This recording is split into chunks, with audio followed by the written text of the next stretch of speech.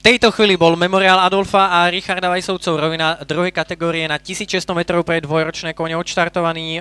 Vidíme tam vpredu reprezentanta Žrebčina Kobylany Mai Tai, ale je tam takisto aj z výhodného štartového čísla jeden Sulman, takže Sulman, Mai Tai, trojkou Bela, potom je tam Violet, takže kone s tými nižšími štartovými číslami sú vpredu a vybiehajú na protilahlú stenu.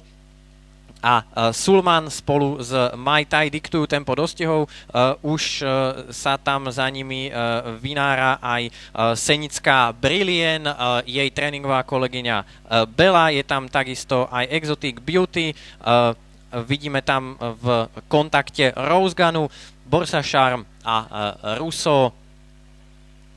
Teraz na poslednej pozícii je to práve Bela. Takže je to Sulman spolu s Mai Tai, takže jednotka, dvojka Exotic Beauty na tretej pozícii, Brilliant už druhou stopou prechádza na to tretie miesto, debutantka Bela stále posledná.